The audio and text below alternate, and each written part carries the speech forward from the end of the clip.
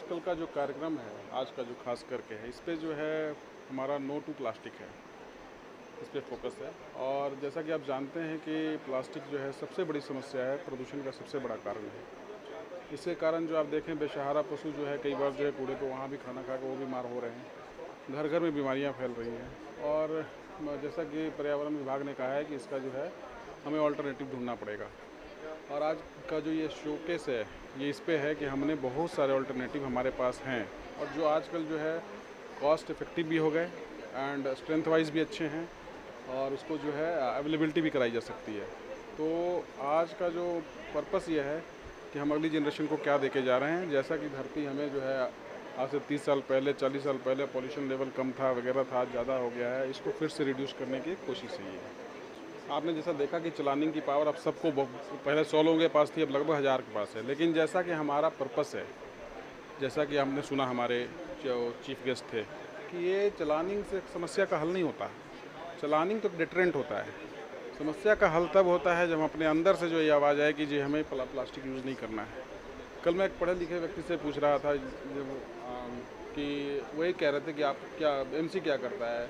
मैंने कहा आपका क्या रोल है, तो कहते हैं मेरा तो कोई रोल नहीं है इसमें ख़त्म करने में। मतलब पढ़े लिखे लोगों को जब ये कहेंगे मेरा प्लास्टिक ख़त्म करने में कोई रोल नहीं है और सरकार ही सारा कुछ करे, तो मैं आज कहता हूँ आपके चैनल पे कहता हूँ कि जो है सरकार अकेला कुछ नहीं कर सकती। सरकार अकेली कुछ नहीं कर सकती। पूरा जब तक जन जन सहयोग नहीं होगा तब तक कुछ नहीं हो सकता। कार्रवाई चल रही है, आपने देखा होगा पीछे कार्रवाई तेज हुई है। और हमारे पास सबसे बड़ा क्वेश्चन था हम ऑल्टरनेटिव क्या देंगे। तो आज का जो ये आई ओपनर है कि हमारे पास ऑल्टरनेटिव उपलब्ध है। आपने देखा होगा मंडी में भी हमने एक बैग वाला लगाया है और कोशिश है कि सब जगह लगाएं और बहुत सारे ऑल्टरनेटिव्स यहाँ पे सबको हम प्रमोट करें।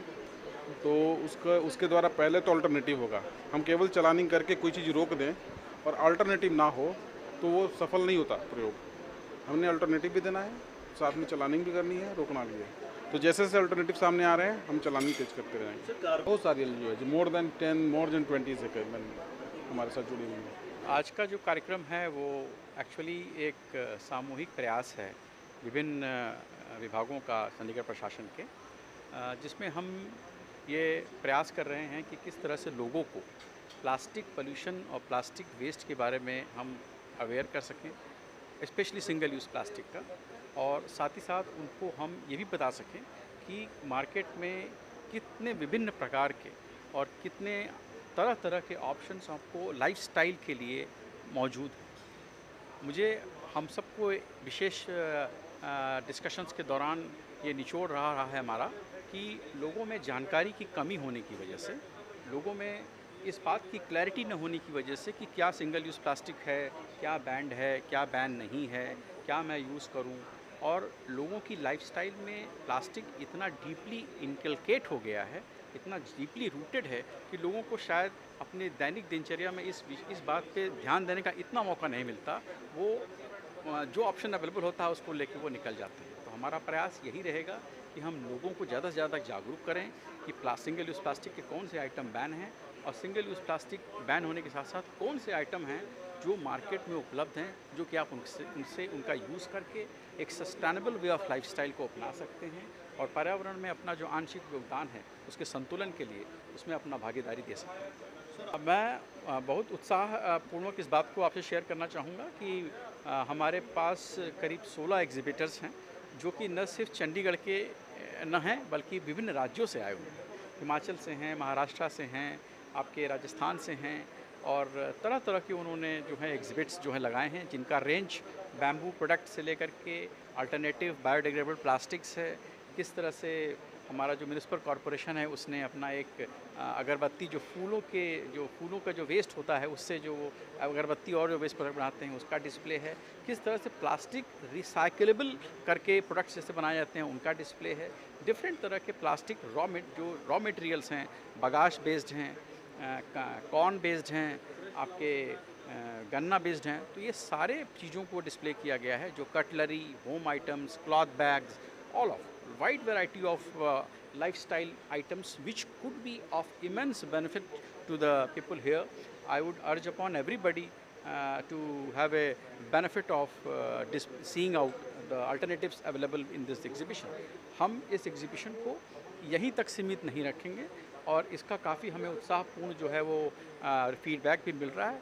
हमारा पूरा प्रयास रहेगा कि इस तरह के एग्जीबिशंस को, इस तरह के अल्टरनेटिव्स को ज़्यादा से ज़्यादा तक, हर एज क्लास तक, हर स्टेक होल्डर्स तक हम पहुंचाएं और प्रोमिनेंट जो फुटफॉल एरियाज़ हैं, जैसे सुखना लेक का एरिया है, सेक्टर 17 का एरिया है, यहाँ पर उस तरह की जो एग्जीबिशंस हैं उसको हम लंबे अंतराल के लिए लगाएं, जिससे लोगों को पता लगे कि कितने सेफ़ अल्टरनेटिव्स प्लास्टिक के मौजूद हैं, जो कि प्लास्टिक से चीपर भी होंगे और इन्वायरमेंटल फ्रेंडली भी होंगे।